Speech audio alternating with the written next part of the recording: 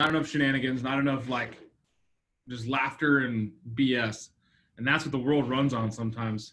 You gotta laugh. The spiritual energy that goes behind laughing and just having a good time. So I'm in my new office, which is cool. But I want to just leave it open. Today's Thursday.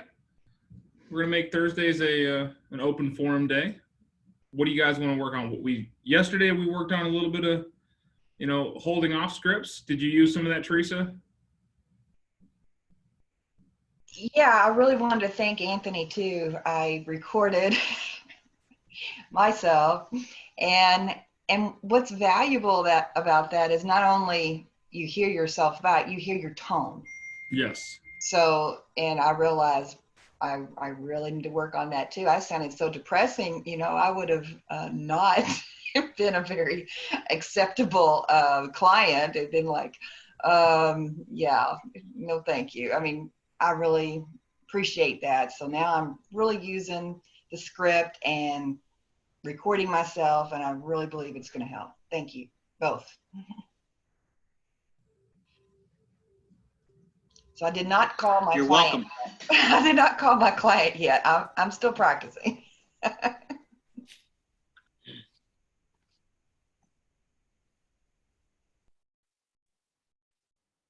Sorry, guys. I'm just filling out a text real quick.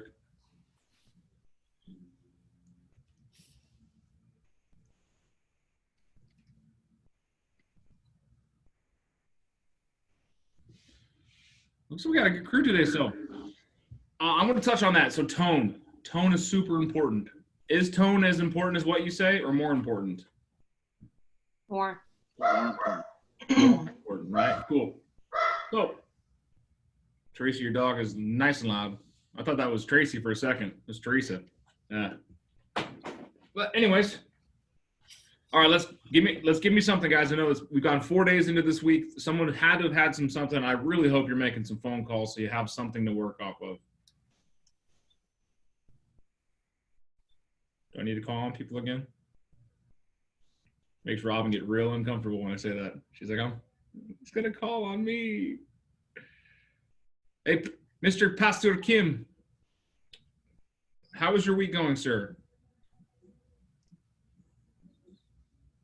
Are you with us, Kim, Hope, Lindsay, Angela?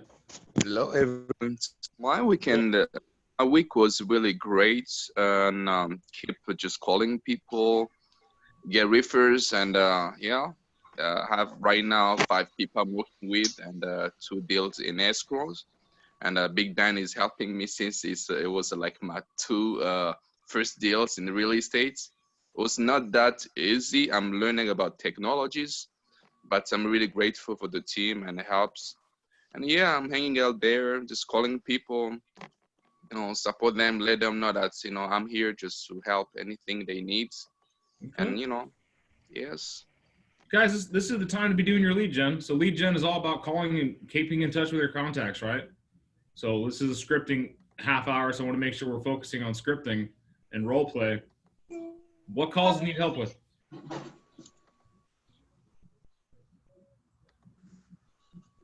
You guys just kind of hanging out and see what kind of goodness you hear? I'm okay with it. If you guys want to be lurkers, be lurkers. Yes.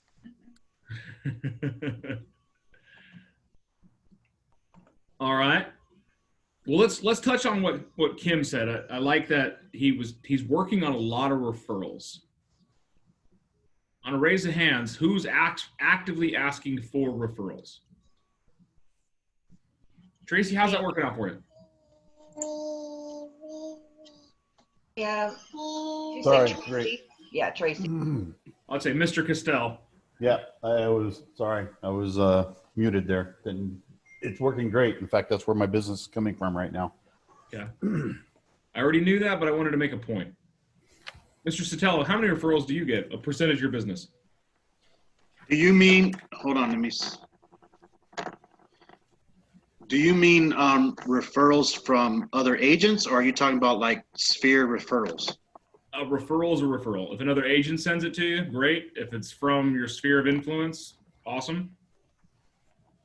Well, I'm very referral based when it comes to my business. So I'm doing a lot of Sphere calls. I don't have an actual number, a percentage, but I would say that I'm probably at least 50% referrals. So a lot of my business comes from repeat business or from people that I've worked with that refers me somebody else. All right. Well, let me hear something. What do you do to ask for referrals? Like, what's your script? It's a good question. I just kind of always ask them. I mean, any chance I get, I'm like, hey, so who else do you know? Like, for instance, I did a final walkthrough a couple days ago. And as I was closing up shop, I was locking up the doors. I was just like, so I know this is a weird time, but who else do you know that I could help right now? And she's like, you know what? I'm going to go. She's a nurse. So she's like, I'm pretty sure I have a couple friends that I work with that could probably use you. So I'll get back to you on that. Cool. So it's basically, I'm just, every single time I talk to somebody a Sphere, I just ask them who else do they know that I could help right now? Yeah, I'll get the exact script written out and sent over. I think it was actually part of that Craig Rigger package I sent over the other day, where the 90 listens in 90 days. Well, the referrals need to start from the beginning. It's called triggering their RAS, reticular activating system. And you know what that is? It's your RAS. Your RAS. What is a RAS? It's the part that's always working that you aren't really thinking about, but it's Aware always of. there. It's that little voice in the back of your head. So It's rad.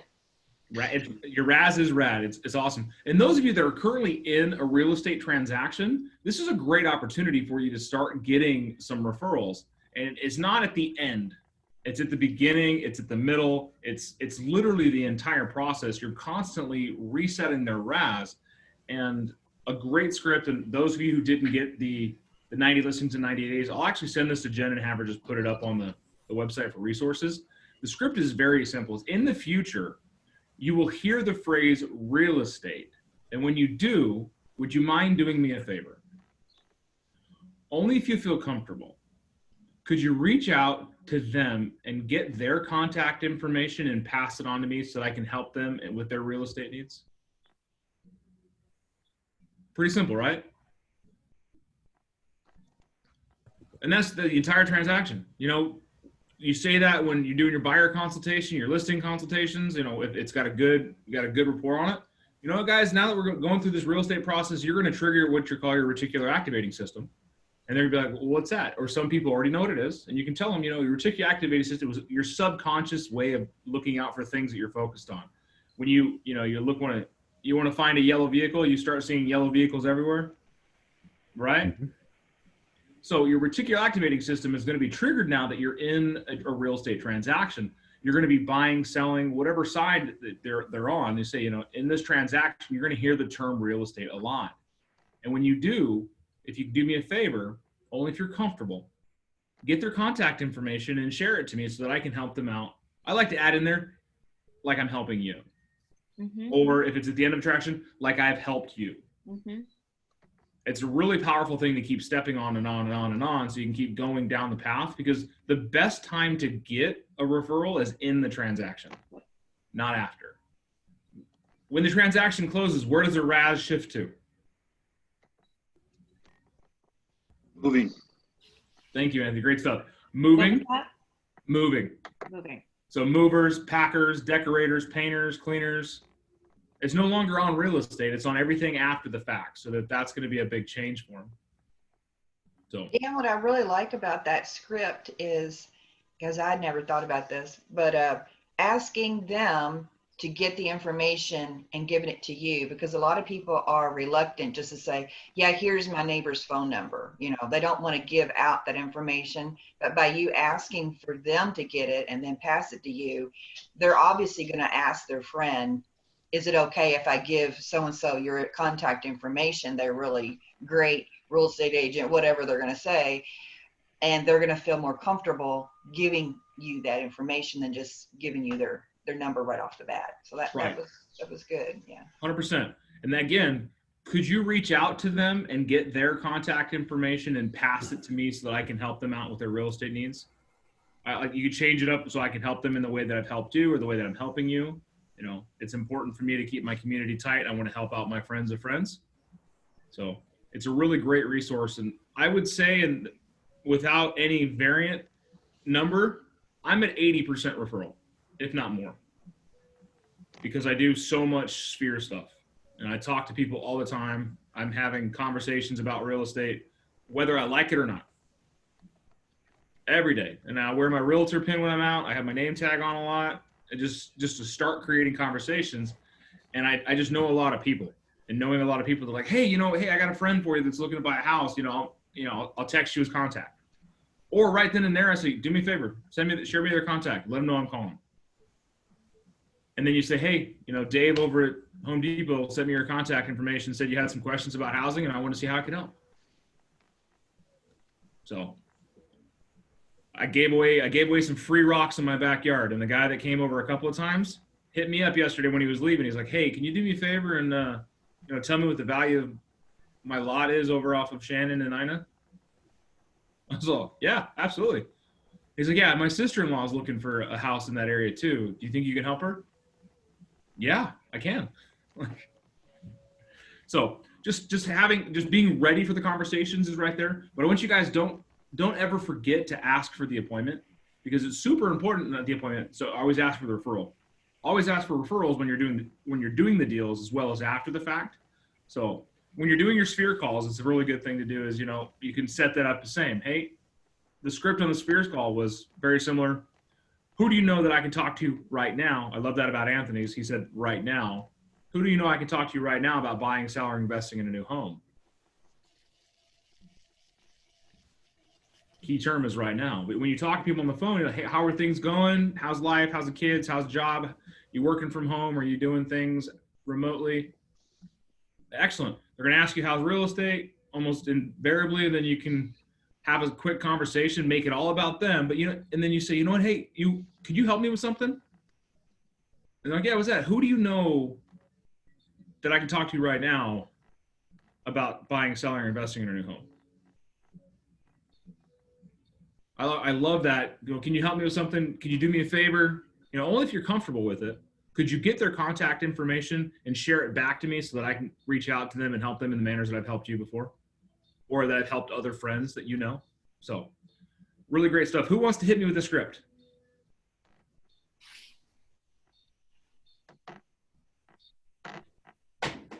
Don't be scared. Are you guys nervous? No, I'm just thinking. What are you thinking about?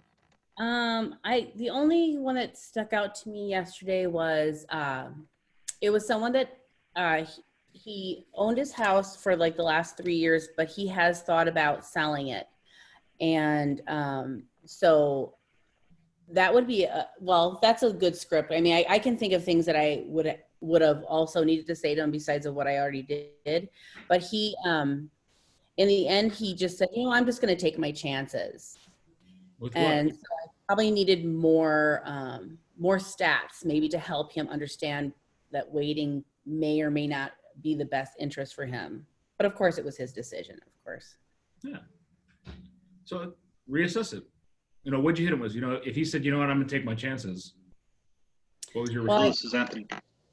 I asked him if I could have a few minutes to just kind of go over a couple, just give him a little information about what's going on in the market. Sorry, say that again. And he said, sure. And so I said, well, I don't know if you know this, but right now we're at the end of a seller's market. It's been about almost 12 years now. And usually it's only about 7 to 10 years that we are in one particular market, and then it starts to shift. And I said, I don't know, did you know that? And he said he didn't know that. And I said, oh, well then, maybe did you also know that, yes, right now interest rates are really low for buyers. So buyers are, motivated to buy.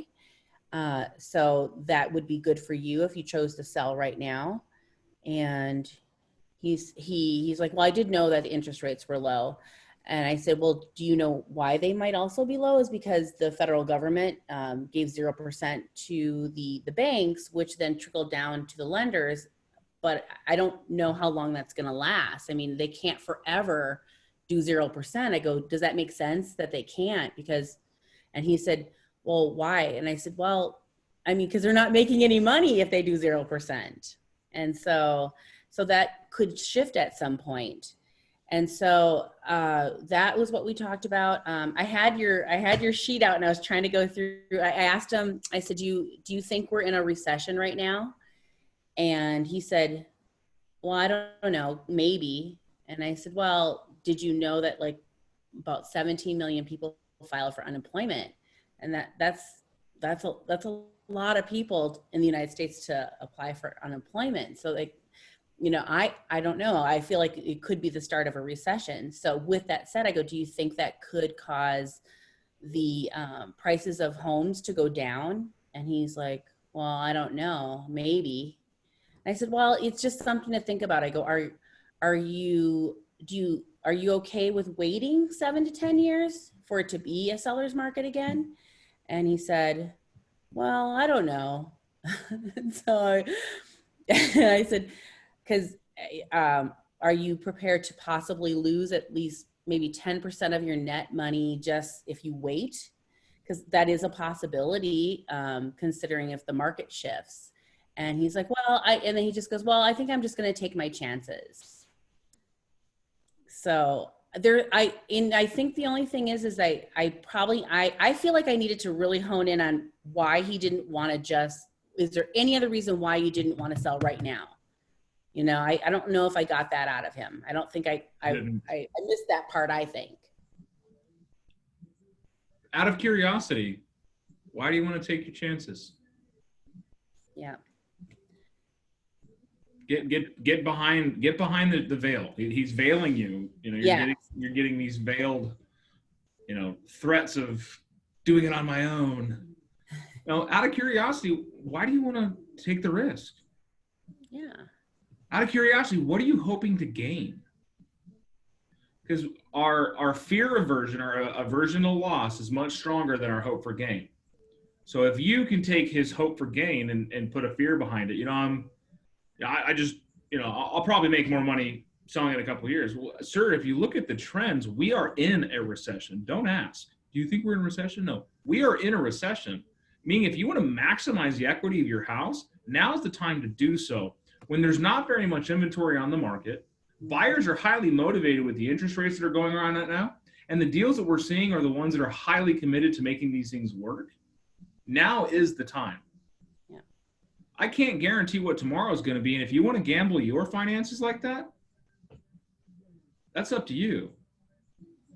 Well, I ended up asking him if I could just follow up with him in a few weeks just to see, after everything I said, maybe he could think a little bit more. Sometimes, give him a call today. Give him a call today. Okay. Hey, Mr. Seller, it's Angela over at Keller Williams Southern Arizona. I'm just calling to see if you had any lingering questions on the conversation you and I had yesterday. That's good.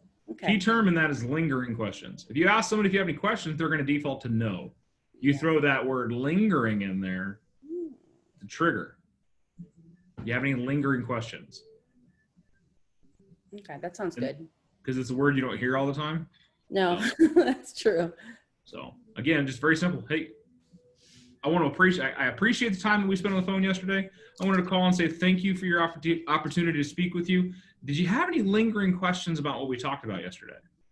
You'll be surprised. And I talk about this a lot in our script classes. If you get a rough situation or a difficult client in that moment, call them later. Things change. Kids are screaming, dogs barking, the cat pissed on the computer, whatever. They're just having a bad day, and you called them at the wrong possible moment. Call them back. Okay. Like personally, like I called my son's mother, or I texted her the other day just because she was acting weird. And I checked on her. She's like, you couldn't have called it a more worse time. Just leave me alone. And then hung up on me. I was like, okay. The next day I see her to pick my son up and it's like nothing happened. Just grass in the field, cows are happy. I was just like, okay. But it just reiterates at that point. Sometimes people just have a bad day. Sometimes people are just in a funk. It's just right then and there, you may have caught his stubborn bone. And he was just like, nope. I've been watching HGTV. I know better than you.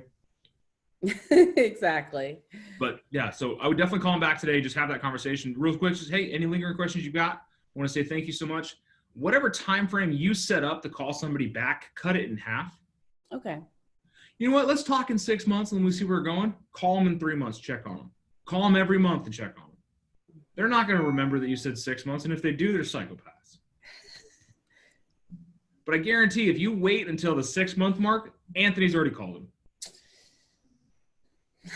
I mean, that's just the truth of it. I mean, I personally have lost deals because I didn't call somebody back sooner than the time frame they had talked about. I went against my own teachings, like things that I've been taught for years, and I missed a lead. I skipped over it, didn't call them because in my brain I was all, no, I don't need to talk to them. They're good. We're not doing anything until June.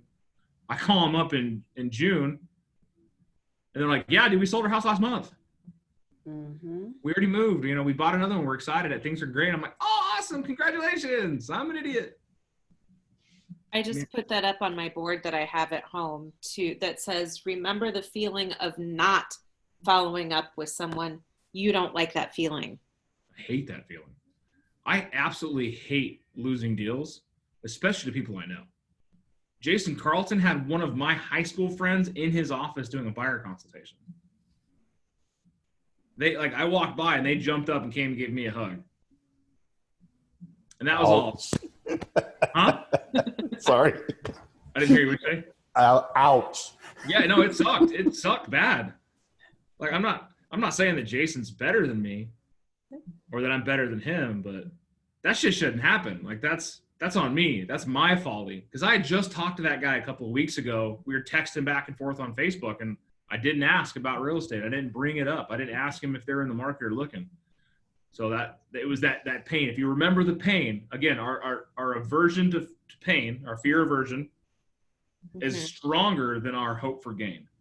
So if we remember the pain of losing a sale, remember the pain of losing out, remember the pain of, not following protocol and doing what you're supposed to do, better off. So in those calls, just, you know what? Let's continue this conversation on later down the line, see how things go for you. We'll chat again in the next 5-6 months. Until then, I'm always around for you. And then call them every month. So, hey, Big Dan, as Tracy said, that stab to the heart, just to turn the knife around. Jason Carlton definitely mentions that in his training when he did that for Ignite. So I just want to let you know that if you're not on top of the mind, he was kind of, what's the word? But basically just making the point, what you just said, of these guys were your friends that you went to high school, and they didn't think of you when it came to real estate, which you have to stay on your friends and your sphere. If you keep bringing up the point that he beat Big Dan, that's fine. He doesn't ever talk about the listings he's lost to me, ever. I'd like to tack on, just make it a habit, and this is more for myself as for everybody else, but just make it a habit that when you're ending a conversation with somebody, just, hey, when you think of somebody, remember me, and just make it part of what you say all of the time. Yeah.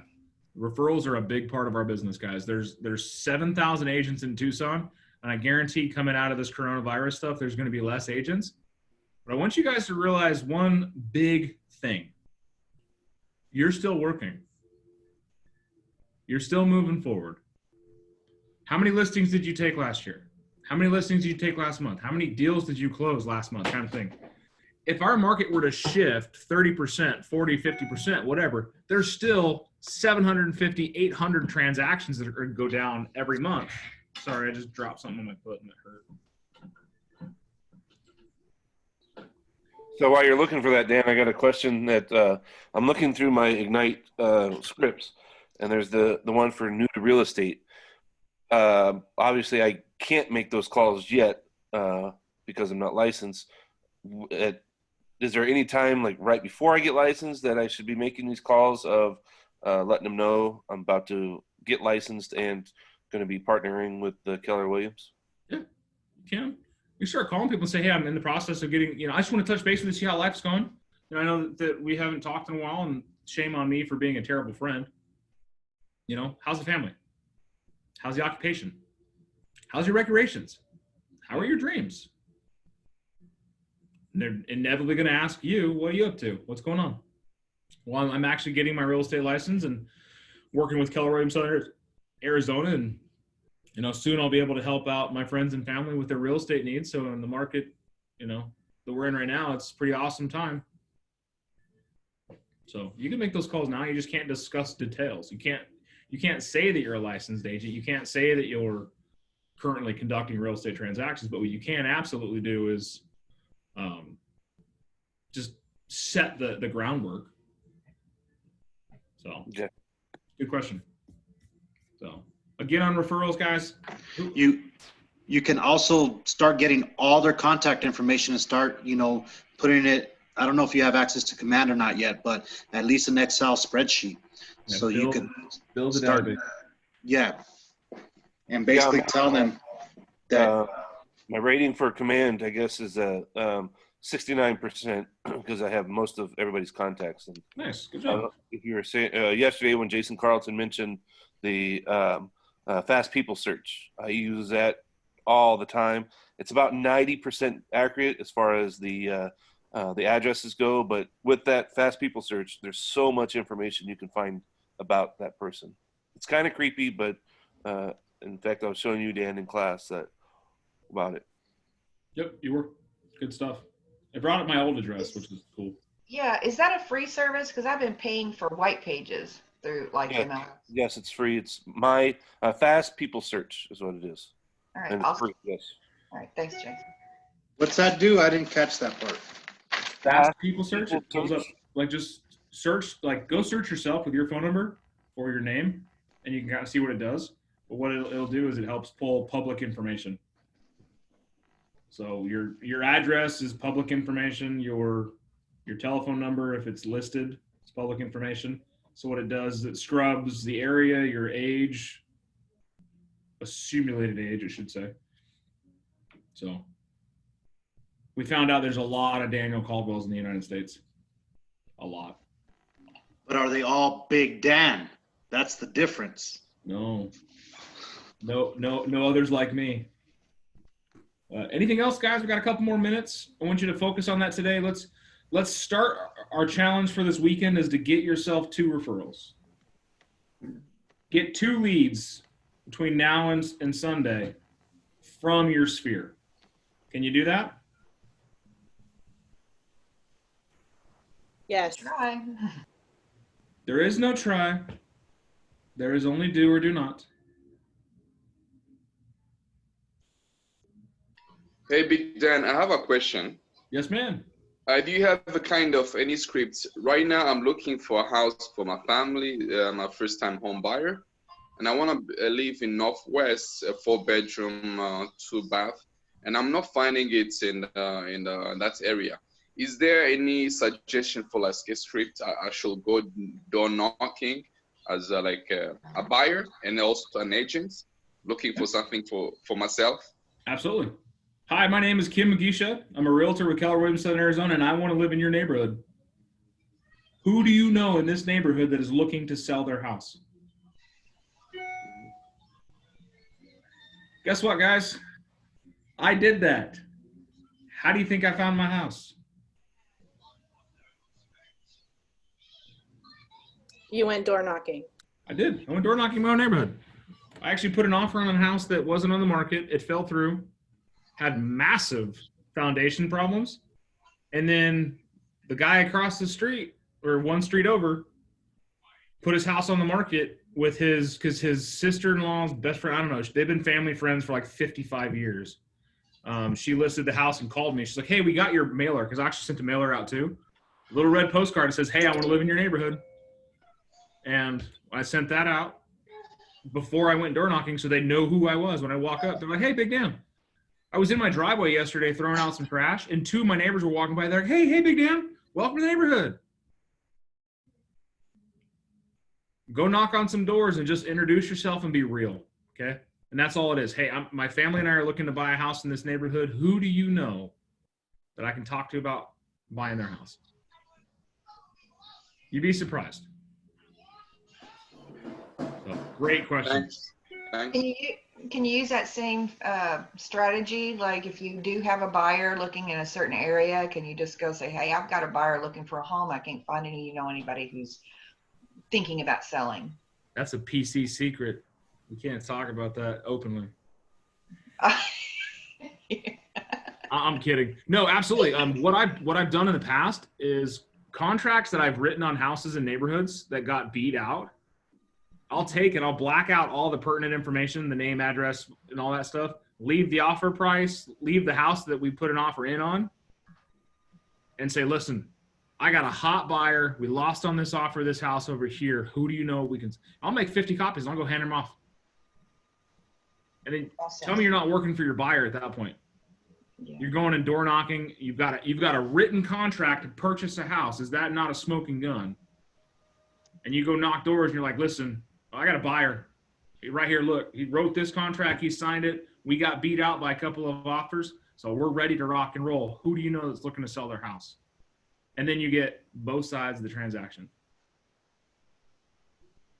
The more footwork you do, the heavier your wallet gets. Just happens. Just like I said yesterday, guys, you can't think yourselves into a different course of action, but you can take actions to change yourself, your course of thinking. So. Awesome. Amber's got a listing going live on the east side of 1st of May. It's a neat house. It's got 2 kitchens, kind of.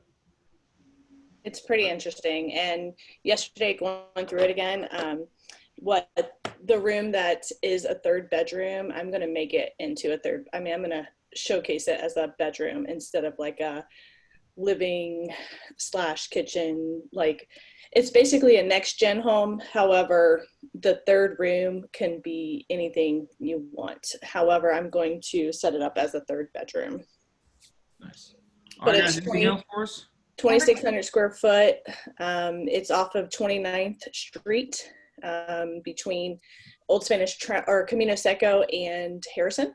So it's going to be listed at $285. And I don't know if you guys have any buyers out there, but it's a really upkept, very nice home. And how many bedrooms is it again? A 3-2. On the 3rd one that has like a kitchenette or whatever in it, can you showcase that as a little, like a suite, like a guest suite? Yeah, it's actually, like I said, it's he turned it into like a next gen home, without having that full 3-bed 2 on one side and then the small apartment on the other. He actually, he turned the 3rd bedroom in. Essentially, it's a big wide open space because he added on to the 3rd bedroom to give his mom a live-in space and her own kitchen, and it has like a privacy door. You know how like the next gens have that one door in between the apartment and the actual